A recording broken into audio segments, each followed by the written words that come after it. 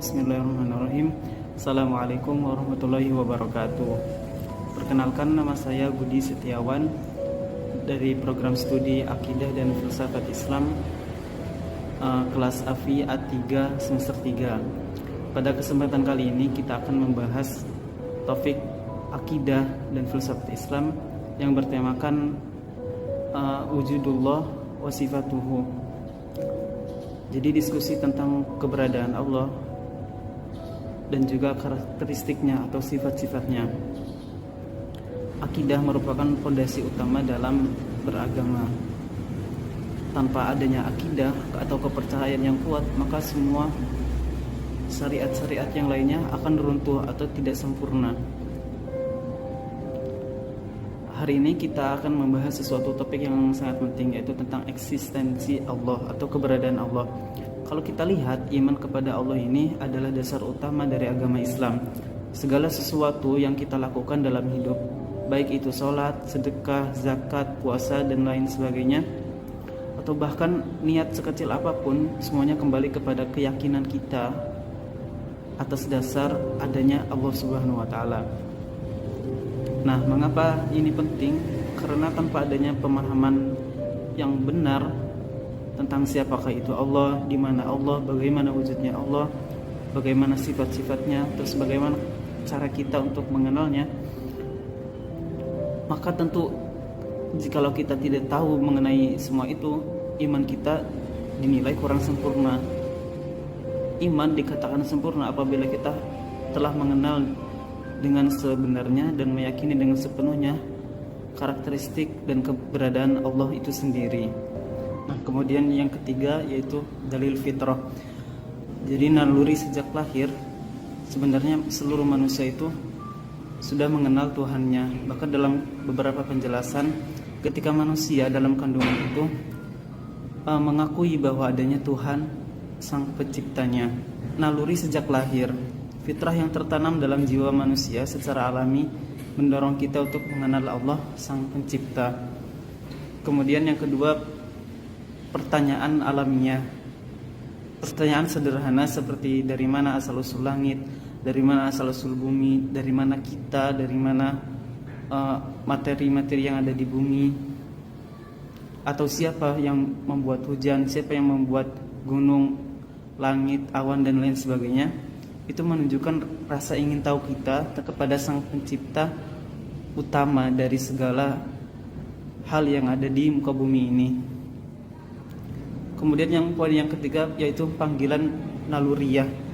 Dalam situasi darurat, manusia secara naluriah memanggil Tuhannya meskipun sebelumnya tidak mengakui atau tidak percaya adanya Tuhan. Jadi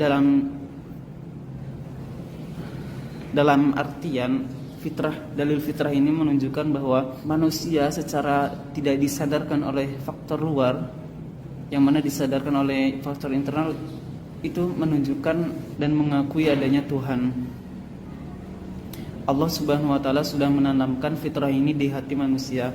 Dalam Al-Quran, Allah Subhanahu wa Ta'ala berfirman, fa'aqim wajhaka lid-dini hanifa fitratallahi allati fataran nasa 'alaiha.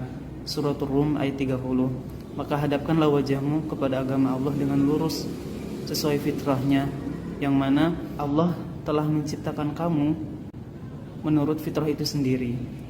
Jadi maksudnya dalam setiap manusia secara alami memiliki kecenderungan untuk mengenal Allah, meskipun dia belum pernah diajarkan secara langsung. Selanjutnya kita masuk ke dalil filosofis atau logika. Ini adalah cara berpikir yang menggunakan akal untuk menyimpulkan bahwa Allah itu ada. Jadi tidak mungkin semua hal, semua materi yang ada di dunia ini tercipta dengan sendirinya, atau sebagaimana yang didengungkan oleh kaum ateisme, kaum sekuler yang menyatakan bahwa semua yang ada di dunia ini hanyalah suatu kebetulan. Kita sangat membantah argumen tersebut karena tidak ada yang kebetulan di dunia ini. Untuk membantah dalil para ateisme mengenai kebetulan itu sendiri, maka adanya keteraturan tidak mungkin berbanding lurus dengan kebetulan. Yang namanya kebetulan biasanya tidak selalu konsisten atau tidak selalu terstruktur dengan rapi. Sebagaimana hujan secara alamiah hujan dari langit ke bumi, dan itu teratur sekali. Ada masanya, ada musimnya. Kalau kebetulan mungkin boleh jadi suatu saat yang keluar bukan air atau suatu zat materi lain. Kemudian keindahan gunung, matahari, awan dan lain sebagainya. Semua kehidupan yang ada di dalam ini sudah terstruktur, rapih dan teratur dengan seindah mungkin dan seteratur mungkin. Ini menunjukkan bahwa adanya satu pencipta yang mengatur semua itu.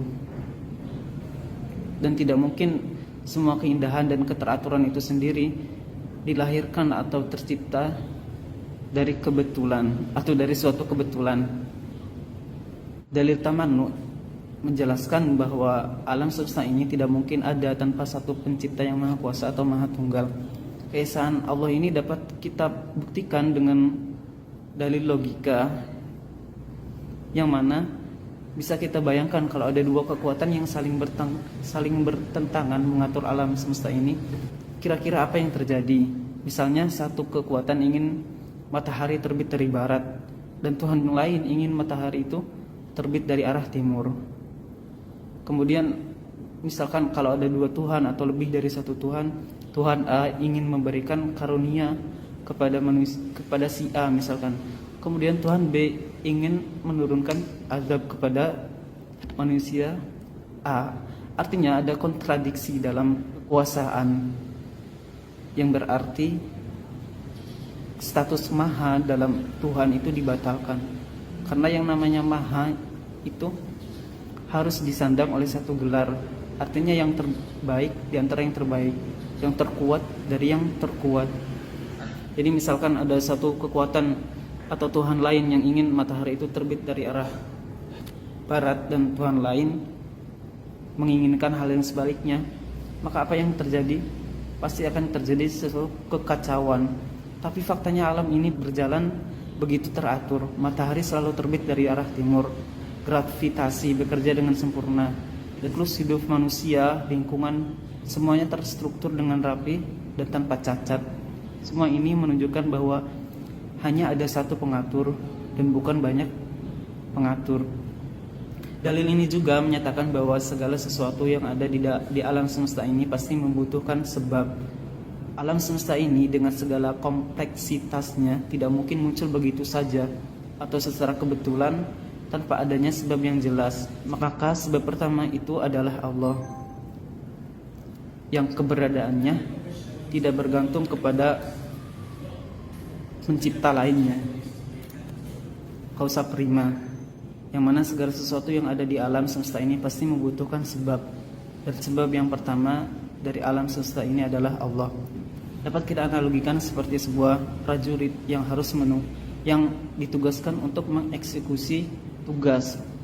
Akan tetapi prajurit ini tidak boleh mengeksekusi secara langsung. Dia harus menunggu instruksi dari komandan 1 misalkan, atau dari bintang 1, jenderal bintang 1. Nah, jenderal bintang 1 pun tidak boleh menyuruh bawahannya untuk mengeksekusi tugas tersebut sebelum menunggu dari perintah bintang 2. Bintang 2 pun tidak boleh menginstruksikan kepada bintang 1 untuk mengeksekusi kecuali harus menunggu dari bintang yang lebih atas darinya, dan seterusnya. Maka kalau kita tarik garis besarnya, kejadian seperti ini tidak akan ada habisnya. Artinya harus ada satu penyebab utama atau kausa prima, yang mana suatu yang tidak membutuhkan perintah lain. Artinya dia memiliki pemegang kekuasaan tertinggi. Nah, dalam konteks ini dialah Tuhan kita, yaitu Allah. Coba kita pikirkan, ketika kita melihat manusia atau makhluk lain, pasti ada kelemahan. Bahkan benda yang kita anggap sempurna pun, seperti teknologi yang canggih, secanggih apapun, pasti tetap ada suatu kelemahan dalam teknologi tersebut.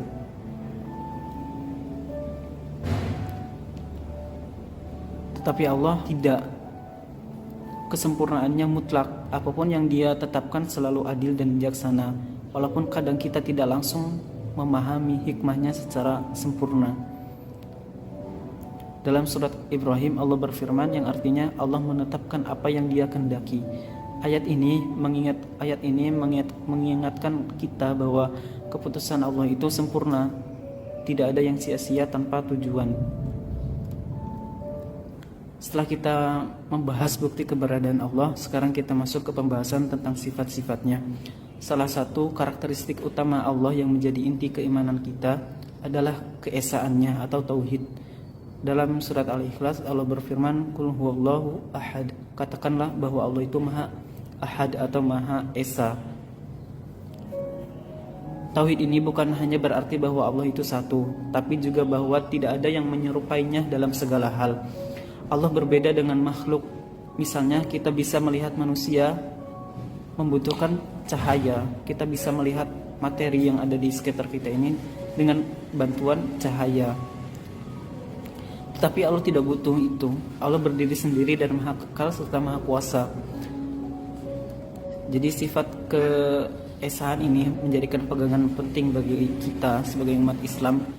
Kita tidak perlu bergantung kepada makhluk lain atau hal apapun selain Allah. Tauhid ini mengajarkan kita untuk sepenuhnya menyerahkan hidup kepada Sang Pencipta.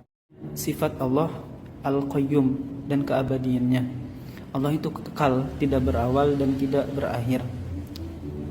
Salah satu sifat Allah yang Maha Agung yaitu Al-Qayyum, yang berdiri sendiri, tidak membutuhkan siapapun dan mengatur segalanya di alam semesta ini.